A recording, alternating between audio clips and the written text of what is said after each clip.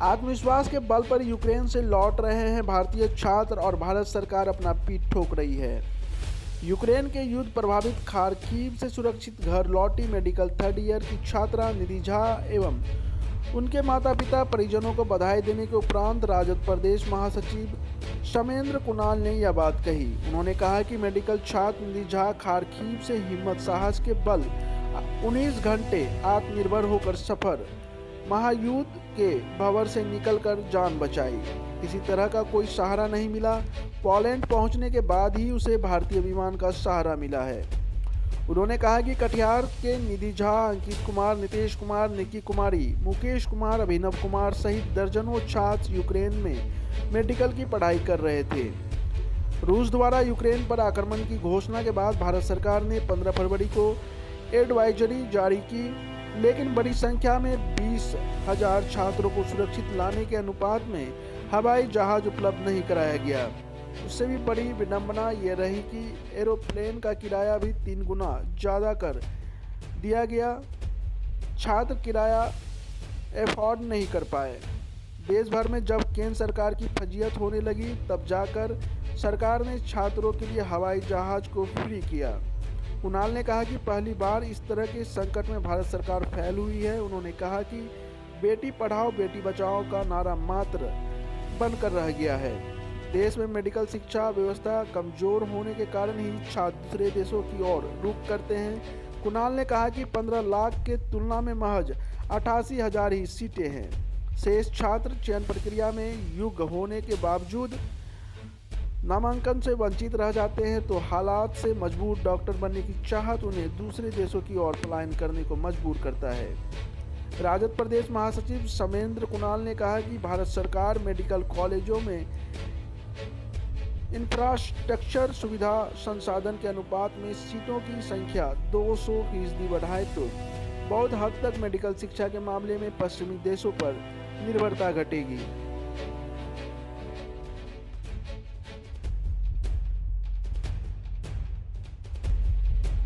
आ गई है, खुशी है, पूरे कटिहार में उत्साह है। चूंकि निधि ऐसे जगह पर फंसी थी और भी बच्चे फंसे हैं। सभी के आने से हम लोग खुशी में हैं कि हमारे बच्चे आज सुरक्षित हमारे घर वापस आ रहे हैं। कुछ बचे हुए वो भी आ जाएंगे, हम ईश्वर से यही कामना करते हैं।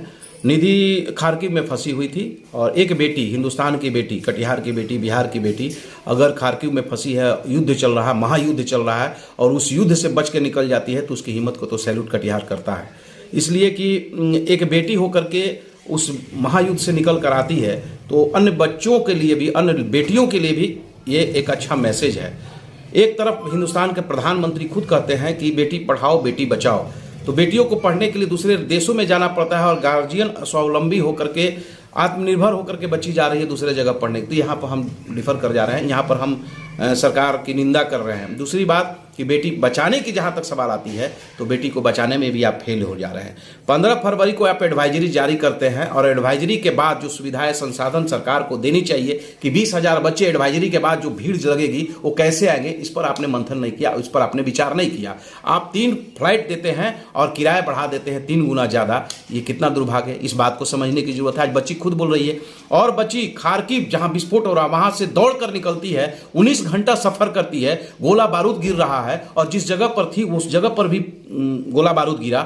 न जाने वहां कौन मरा कौन बचा, क्या हुआ नहीं हुआ, लेकिन निधि हमारी वहां से बच के निकलती है और पोलैंड में आती है, तब सरकार वहां पर इनको सुविधा देती है। वो भी सुविधा कब देती है, जब हम लोग 25 तारीख से यहां पर हंगामा खड़ा किए, जब यहां पर आंदोलन खड़ा किए, विरोधी बोलना शुरू किए, पूरे बिहार, पूरे देश की जनता जब बोलना शुरू की, तब आप संसाधन मुहैया करते हैं और फ्री देते हैं। आज ये दौर से हम गुजर रहे हैं कि प्रधानमंत्री इस संकट में, जब बच्चे कुएं में गिर रहे हैं, तो बच्चे से सवाल कर रहे हैं कि आप कुआं में गिरे कैसे हो, जबकि उनको रेस्क्यू करना चाहिए। रेस्क्यू करने की जगह प्रधानमंत्री एक मैसेज देते हैं कि हमारे भारत के बच्चे दूसरे छोटे कंट्री में पढ़ने क्यों जाते हैं। यह दुर्भाग्यपूर्ण है। यहाँ पर बच्ची जब पढ़कर आ रही है या किसी संकट से बचकर आ रही है, आज यूक्रेन में जो बच्चे पढ़ते थे वो वापस आ रहे हैं, उनको दूसरी तरफ अपमानित भी किया जा रहा है सोशल मीडिया के द्वारा। ये कितना दुर्भाग्यपूर्ण है। आप हिंदुस्तान की शिक्षा की क्वालिटी पर चर्चा नहीं करते हो, आप हिंदुस्तान के फीस स्ट्रक्चर पर चर्चा नहीं करते हो, और आप सवाल करते हो कि बच्चे दूसरे देशों में पढ़ने क्यों गए।